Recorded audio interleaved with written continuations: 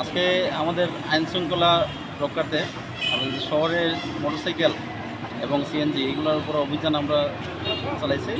নিয়মিত অভিযানের অংশ হিসাবে আজকে অভিযান ছিল। আমরা টোটাল 12টি গাড়ির বিরুদ্ধে আমরা আইনগত ব্যবস্থা নিচ্ছি।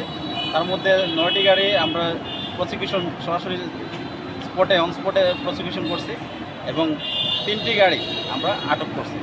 এই 3টি গাড়ির মধ্যে সিএনজি ছিল, সিএনজি এবং মোটরসাইকেলেরই আমাদের আজকে অভিযানটা ছিল। আমাদের মাননীয় পুলিশ সুপার মহোদয় স্যারের নির্দেশনা হচ্ছে শহরে হেলমেট ব্যতীত কেউ চলাচল করবে না।